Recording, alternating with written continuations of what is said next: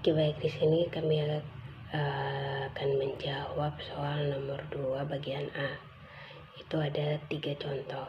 Yang pertama, titrasi memungkinkan reaksi antara basa sebagai titran dan asam dalam analit secara langsung. Dalam titrasi langsung, kita akan mengetahui kadar atau konsentrasi larutan analit secara langsung setelah proses titrasi selesai.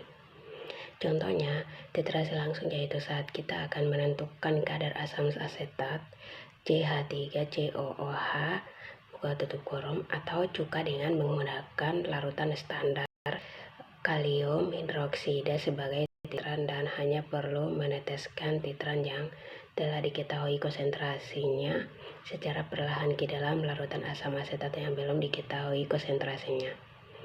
Yang kedua, titrasi balik pada umumnya digunakan karena beberapa faktor seperti reaksi yang lambat antara titran dengan larutan analit saat larut analit yang tidak stabil, dan indikator yang tidak cocok jika titrasi dilakukan secara langsung.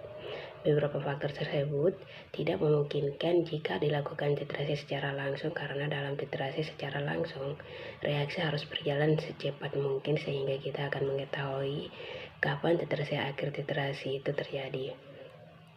Contohnya, titrasi alkalimetri tidak langsung, yaitu pada penentuan kadar zinc oksida. Titrasi tidak dapat dilakukan secara langsung dengan mereaksikan zinc oksida dengan asam sulfat.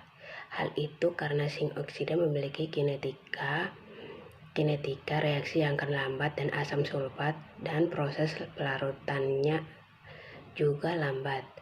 Oleh karena itu, penentuan dilakukan secara tidak langsung di mana zinc oksida dilarutkan dalam asam sulfat berlebih melalui pemanasan sehingga akan mempercepat reaksi dan juga proses pelarutan. Setelah semua zinc oksida larut, maka akan hal itu kita akan dapat pastikan bahwa zinc oksida telah bereaksi habis dengan asam sulfat. Asam sulfat berlebih yang kita gunakan tidak semuanya bereaksi dengan zinc oksida, melainkan terdapat sisa asam sulfat. Maka sisa asam sulfat tersebut akan dititrasi secara alkalimetri dengan larutan standar basa seperti NaOH untuk menentukan jumlah mol sisa asam sulfat. Nah, yang terakhir, nomor 3, titrasi alkalimetri tentunya indikator tidak bisa disamakan dengan titrasi asidimetri.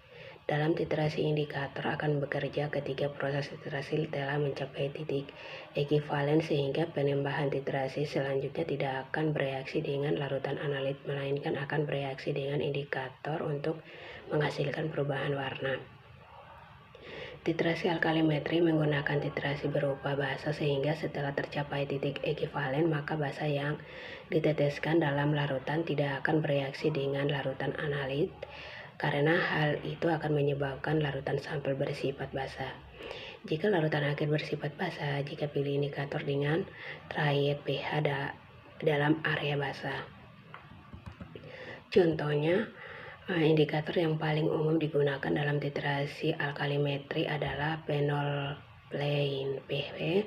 Indikator PP memiliki trayek pH yakni 8,3 sampai 10 dengan perubahan warna bening ke merah muda. Ketika kita mencapai titik ekivalen, maka basa yang berlebih akan terdapat dalam larutan dan menyebabkan pH larutan semakin tinggi.